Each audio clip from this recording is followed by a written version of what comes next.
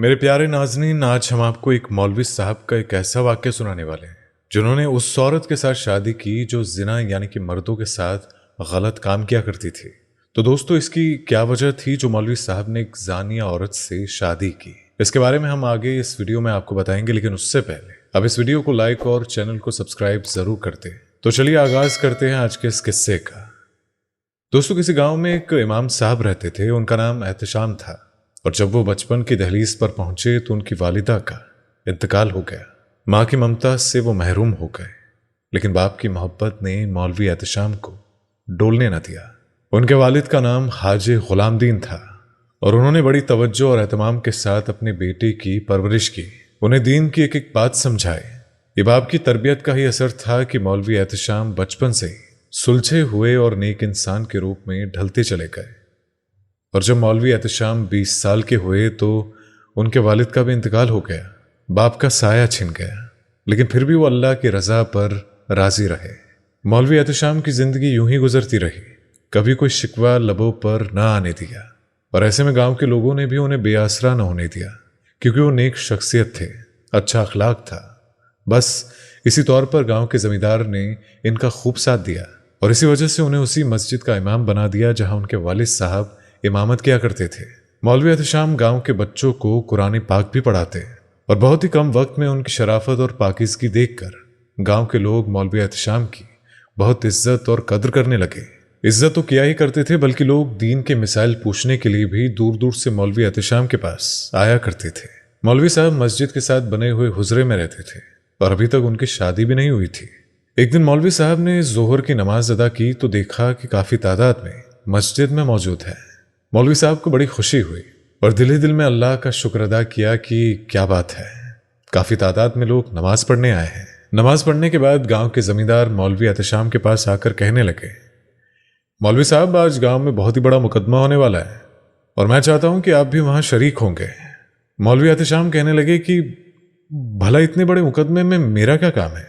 ज़मींदार ने कहा कि मौलवी साहब देखिए, दरअसल ये एक ऐसी औरत का मुकदमा है जिस पर इल्ज़ाम है कि वो गांव में बदकारी फैला रही है, लिहाजा आज हमें उसका फैसला करना है।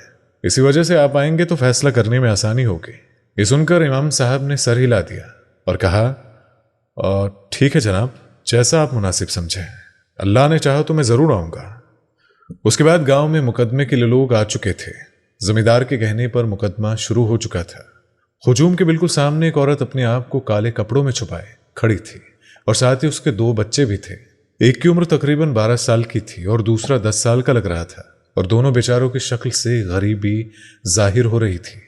जमींदार ने कड़क आवाज में औरत को मुखातिब करके कहा कि औरत, तुम पर इल्जाम है कि तुमने गांव में बदकारी फैलाई है और तुम मुसलसल ये काम कर रही हो। अब तुम बताओ कि तुम अपनी सफाई में क्या कहना चाहती हो? जमींदार के एक सवाल पर औरत की आंखों में आंसुओं की बरसात शुरू हो गई। उसके साथ बैठा हुआ एक आदमी बोला कि बस बस, ये मगरमच्छ के आंसू मत बहाओ। तेरे घर में काफी लोगों ने अजनबी लोगों को आते जाते देखा है। बिना आंसू बहाए चुपचाप से खड़ी रहे और अपनी फिक्र मना। जमींदार ने उस औरत से कहा कि देखो, तुम पर जो इल्जाम लगा है किसी एक शख्स ने नहीं लगाया है, बल्कि यहां पर जितने भी दर्जनों लोग खड़े हैं इन सब ने लगाया है, और इतनी बड़ी तादाद में लोग झूठ नहीं बोल सकते हैं। अब तुम बताओ कि तुम अपनी सफाई में क्या कहना चाहती हो? जो भी है वो खुलकर कहो। उस औरत ने सर झुकाकर जवाब दिया और कहा, जमींदार साहब, लोग ठीक ही कहते हैं, मैं तवाइफ हूं, और हां, मैं बदकार हूं। मुझे मार डालिए और मेरे इन बच्चों को भी मार डालिए। यह कहकर वो औरत अपने बच्चों को गले लगाकर ज़ारो कतार रोने लगी, और बच्चे भी मां को देखकर तड़प तड़प कर रोते रहे।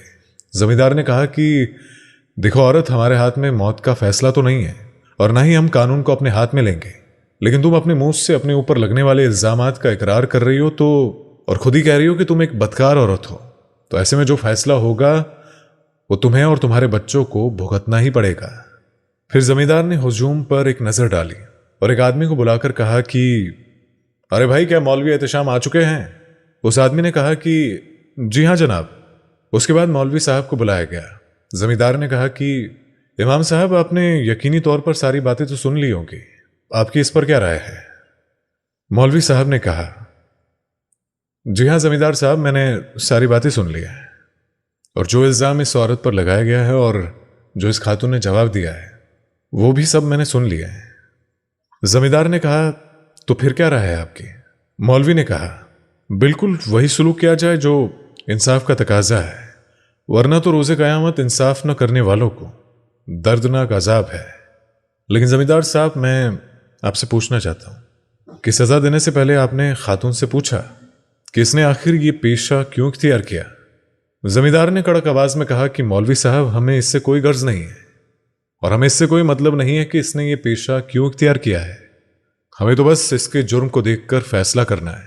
یہ سن کر امام صاحب نے کہا تو پھر معاف کرنا چودھری صاحب، آپ درست فیصلہ نہیں کر رہے ہیں، آپ انصاف پسندی سے کام نہیں لے رہے ہیں۔ مولوی صاحب کے اس بے باک جواب سے ہجوم میں سناٹا چھا گیا۔ چودھری کے چہرے پر بھی غصے کے آثار ابھرے، لیکن آخرکار زمیندار نے اس عورت سے کہا بتاؤ تم نے پیشہ کیوں اختیار کیا، یعنی کہ تم طوائف کیوں بنی؟ اس عورت نے درد بھرے انداز میں کہا میرے شوہر کی موت کے بعد میرے رشتہ داروں نے میرا حال تک نہ پوچھا، اور میرے بچے بھوک سے تڑپنے لگے، اور میرے گھر پر فاقے ہونے لگے۔ لوگوں کے گھروں پر کام کر کے بھی کچھ ہاتھ نہ لگا، بلکہ صرف میری جوانی کی قیمت لگی اور میری عزت داؤ پر لگی۔ مشاعرے کے ان سبھی عزت دار لوگوں نے مجھے ذلیل پر ذلیل کیا، تو میں بھی ذلیل ہونے کے لیے تیار ہو گئی۔ مگر چودھری صاحب، یہ سب کچھ میں نے اپنے بچوں کی بھوک کی خاطر کیا، اور مجھے تو بھوکا مرنا بھی منظور تھا۔ اور آج جو لوگ مجھ پر الزام لگا رہے ہیں، ان میں سے زیادہ تر وہی لوگ ہیں جو رات کے اندھیرے میں میری شرم کو تار تار کرتے رہے۔ اس عورت کے جواب پر سب حیران اور پریشان ہو گئے، اور ہجوم پر خاموشی چھا گئی، اور لوگوں کے سر جھک گئے۔ مولوی صاحب نے کہا سن لیا آپ نے؟ اگر یہ مجرم ہے تو اس سے پہلے یہ گاؤں کے سبھی لوگ مجرم ہیں جنہوں نے اس خاتون کو یہ پیشہ اختیار کرنے پر مجبور کیا، اور ہمارا پورا گاؤں اس جرم میں برابر کا شریک ہے۔ وہ مرد جو اس عورت کو مجبور کرتے رہے، اور اس بیچاری نے آخرکار اپنے بچوں کے لیے اپنی عزت کو داؤ پر لگا دیا۔ میں تو کہتا ہوں کہ اگر اس خاتون کو سزا دینی ہے تو سب سے پہلے آپ سب اپنے آپ کو سزا دیں۔ مولوی صاحب کی بات سن کر زمیندار نے کہا آپ سچ کہتے ہیں امام صاحب، آپ سچ کہتے ہیں، میں واقعی انصاف نہ کر سکا، اور آج سے میں اس انصاف کی کرسی کا اہل نہیں ہوں۔ مگر امام صاحب، ذاتی طور پر ایک بات کا ضرور اہل ہوں، یعنی حق کی بات کہنا چاہتا ہوں۔ اس کے بعد زمیندار نے اس عورت کے قریب جا کر اس عورت کے سر پر ہاتھ رکھا اور کہا آج سے تم میری بیٹی ہو، آج سے کوئی بھی تمہیں رسوا نہیں کرے گا۔ اور اتنا سن کر سب میں خوشی کی لہر دوڑ گئی۔ زمیندار کی باتیں سن کر وہ عورت کہنے لگی چودھری صاحب، میں کسی کی بیٹی بننے لائق نہیں رہی، میں داغدار ہو چکی ہوں، اسی لیے آپ کیوں بے وجہ اپنی عزت کو رسوا کرنا چاہتے ہیں؟ اگر یہ خودکشی حرام نہ ہوتی تو میں کب کا کر چکی ہوتی۔ یہ سن کر مولوی احتشام نے کہا یا اللہ پاک جب اپنے کسی بندے پر کرم اور فضل والا معاملہ فرماتا ہے تو اس کی رحمت انمول ہے۔ دیکھیں، آپ اللہ پاک سے توبہ کریں، وہ اپنے بندوں کو ضرور معاف فرماتا ہے، لیکن معافی مانگنے والا بندہ کم سے کم اس کے دربار میں حاضر تو ہو۔ اللہ سب سے بڑا ہے، وہی قادر ہے۔ اور میں آج آپ کے والد صاحب یعنی کہ زمیندار کی توجہ سے آپ کو نکاح کا پیغام دیتا ہوں، اور اگر آپ رضامند ہے تو فوری طور پر میں آپ کو اپنی بیوی بنانا چاہتا ہوں۔